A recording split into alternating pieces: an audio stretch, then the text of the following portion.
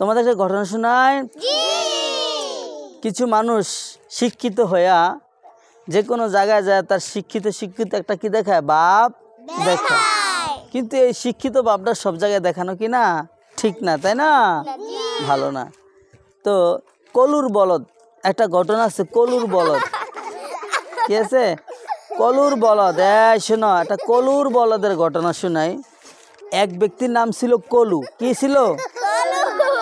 এই ব্যক্তি এই গরু দিয়া সরিষার গানি টানতো। সরিষা বাঙ্গানোর কি টানতো? গানি। কেমন জানো তোমরা?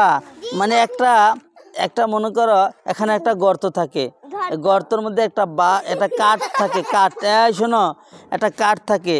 সেই কাঠটা এভাবে গরু টানে টানে ঘুরায়, আর সরিষার থেকে তেল বের হয়। সরিষার থেকে কি বের হয়? তো এখন একটা শিক্ষিত লোক সেখানে গিয়েছে, যা বলতেছে যে এই গরুর যুক্তিবিদ্যা, সেই লোকটা যুক্তিবিদ্যা পড়ছে। যুক্তিবিদ্যা যে লোকটায় পড়েছে, শোনো, সেই লোকটায় কি করতেছে, ওই বেড়ারে প্রশ্ন করে, গানিওয়ালাকে প্রশ্ন করে যে গরুর গলায় ঘন্টা বাজাইছেন কেন, ঘন্টা বাজছেন কেন? তখন সেই কলু বলতেছে কি যে এই ঘন্টাটা বাজলে আমি বুঝি যে গরুটা ঘুরতেছে। গরুটা কি করতেছে? ঘুরতেছে, আর সরিষার থেকে তেল বের হইতেছে।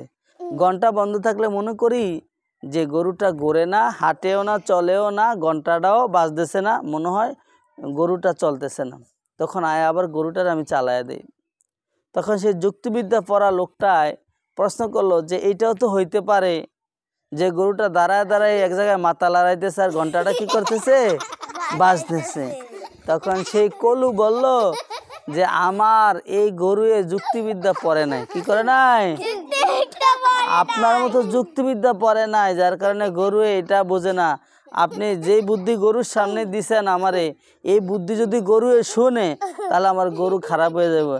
এটা এক জায়গায় দাঁড়ায় দাঁড়ায় এমনি মাথা লড়াইব। আপনি ভাই তাড়াতাড়ি আমার এখান থেকে চলে যান।